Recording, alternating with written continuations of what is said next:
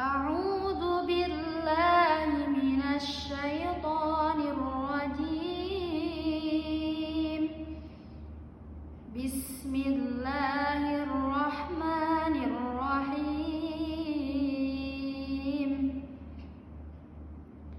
كافها يا عين صاد. ذكر رحمة ربك عبده زكريا إذ نادى ربه نداء خفيا قال رب إني وهن العظم مني واشتعل الرأس شيبا ولم أكن بدعائك رب شقيا وإني خفت الموالي من ورائي وكانت امرأتي عاقرا فهب لي من لدنك وليا يرثني ويرث من آل يعقوب واجعله رب رضيا. يا زكريا إنا نبشرك بغلام اسمه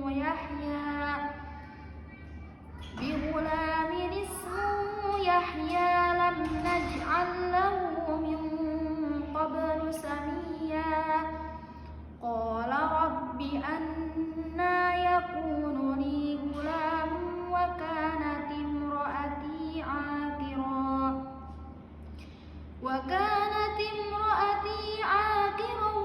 وقد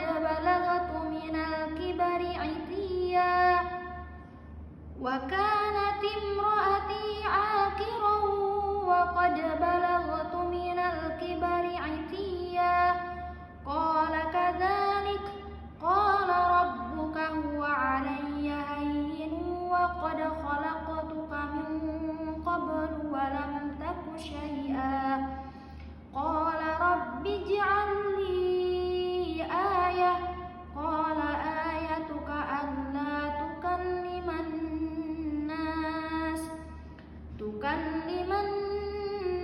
3 ليال سويا فخرج على قومه من المحراب فأوحى إليهم أن سبحوا بكرة وعشيا.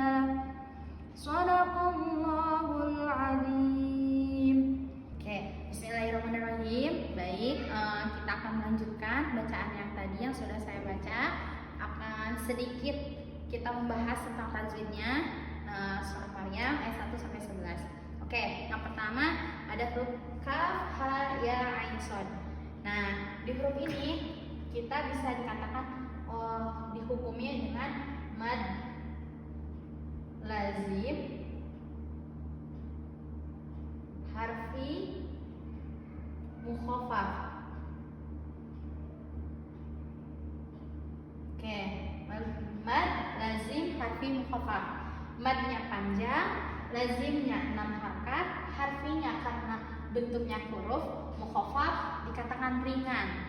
Artinya mukhaffaf di sini itu tidak berat mengucapkannya, tidak ada hukum idgham atau tidak ada tasydid atau tidak ada huruf yang dimasukkan kepada huruf yang lain. Oke. Kaf, ha, ya, ain, shad. Dan ini ada pada di awal surah, yaitu bisa dikatakan dengan huruf muqatta'ah. Huruf muqatta'ah. Nah, huruf muqatta'ah ini terdiri dari huruf yang dikumpulkan di lafaz kam asal naqas. Kam asal naqas. Asal naqas. Ini huruf yang termasuk huruf muqatta'ah yang selalu ada pada di awal surah. Tapi tidak semua di awal surah itu masuk pada huruf muqatta'ah mad lazim tersebut. Jadi huruf muqatta'ah itu ada dua. Ada huruf muqatta'ah yang mengikuti mad lazim, ada huruf muqatta'ah yang mengikuti mad tabi'i. Nah, ini huruf muqatta'ah yang mengikuti mad lazim. Yang mana asal hurufnya tadinya datnya huruf ini terurai menjadi 3 huruf. Contoh, kaf. Kaf ini diawali dengan huruf, di tengah dengan mad, diakhiri dengan sukun. Seperti ini. Kaf. Kaf. Kaf, ada huruf kaf itu sendiri, ada alif yang bersukun di huruf kedua, dan ada mad di huruf kedua, dan ada huruf terakhir di sukun. Oke. Contoh lagi, ada mim. Mim. Itu ada mim itu sendiri, huruf yang kedua mad, huruf yang ketiga sukun. Mim seperti itu. Ain sama, ada a itu sendiri, ada ya, ada nun, yaitu ain, huruf mad dan huruf bersukun. Oke, seperti itu. Maka ini katakan lazim. Lazim itu harus dibaca 6 harokat. Itu 6 harokat. Adapun di huruf h dan iya ini bisa dimasukkan juga huruf muqatta'ah, tapi huruf muqatta'ah dalam keadaan mad asli, bukan dalam keadaan mad lazim. Oke, huruf muqatta'ah yang dalam keadaan mad asli itu ada 5.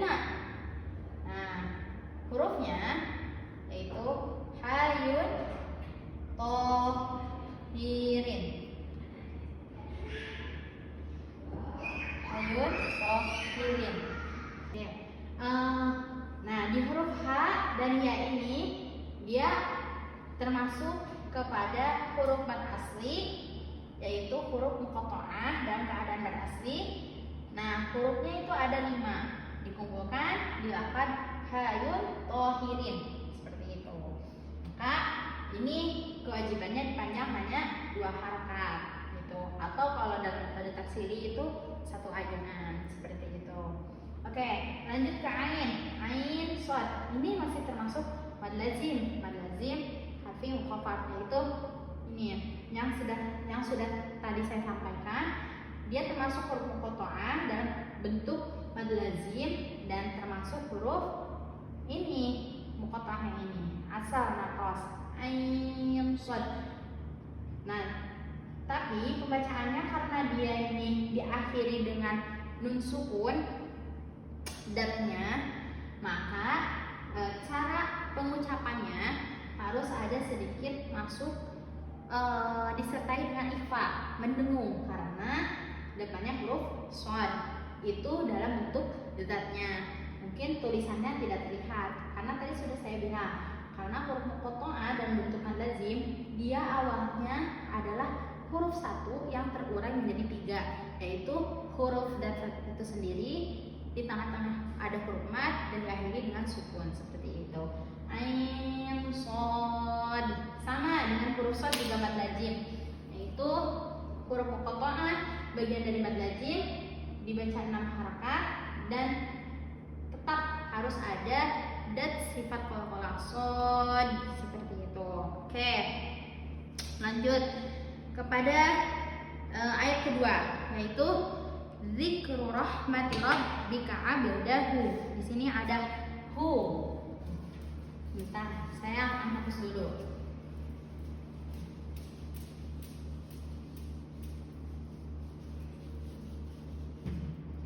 Oke, zikru rahmati rabbika. Mungkin di huruf rabbika itu ada tasydid, dikatakan musyaddad, yaitu bacanya dengan ditekankan atau dimasukkan ke huruf tersebut.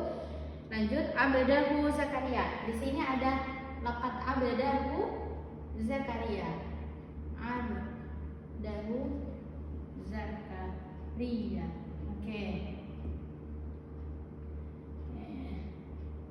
Seperti ini. Yang kedua yaitu ada hukumnya mad silah qasirah. Oke, mad silah qasirah yaitu domah panjang. Kalau kita silih dibilangnya domah panjang. Domah yang tertulis seperti huruf angka 6. Nah, ini dipanjangkan 2 harokat. Mad silah qasirah punya ketentuan atau punya syarat-syarat. Ciri-ciri yang bisa termasuk di mad silah qasirah. Ada 3 ciri mad silah qasirah.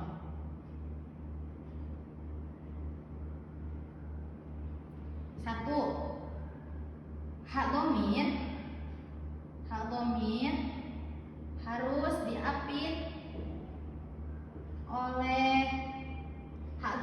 harus diapit oleh 2 huruf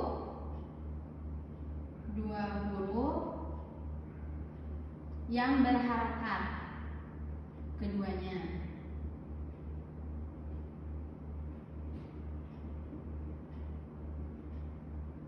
Oke, contoh.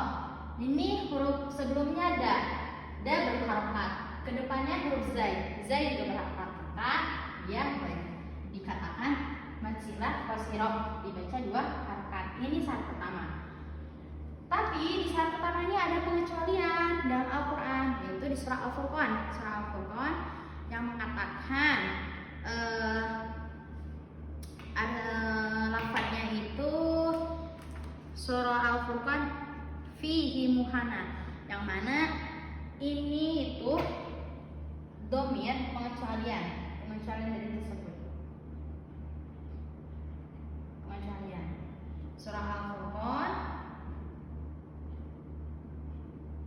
Surah Al-Furqan ayat 25 yaitu fihi muhana,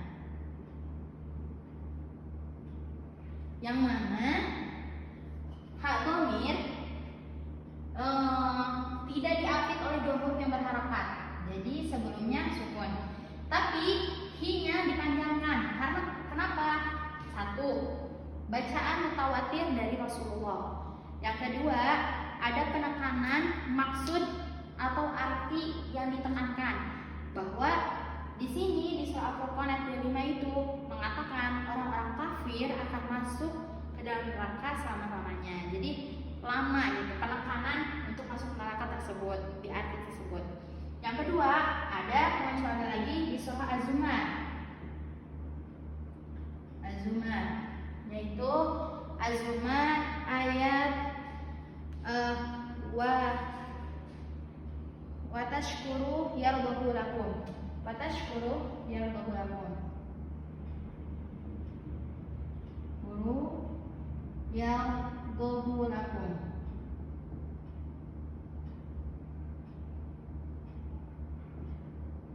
Sama alasannya nih, wa tashkuru yardahu lakum.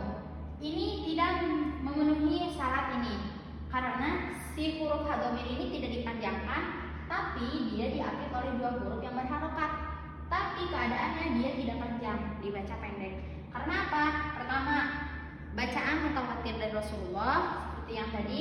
Yang kedua, punya penekanan maksud tertentu. Nah, apa artinya? Yaitu Allah akan cepat, pertolongan Allah itu akan cepat datangnya ketika kita itu sebagai orang-orang yang bersyukur. Seperti itu pengecualiannya. Ada pun syarat yang kedua yaitu hak dhamir tidak boleh berlanjut dengan tasydid atau idgham. Idgham atau memasukkan kepada huruf selanjutnya, itu tidak boleh, berarti itu tidak masuk kepada mad silah qasirah. Yang ketiga yaitu hak dhamir tidak boleh diikuti oleh hamzah, seperti itu. Jadi itu penjelasan dari mad silah qasirah dan lain-lainnya seperti itu. Oke, lanjut ke ayat 3 yaitu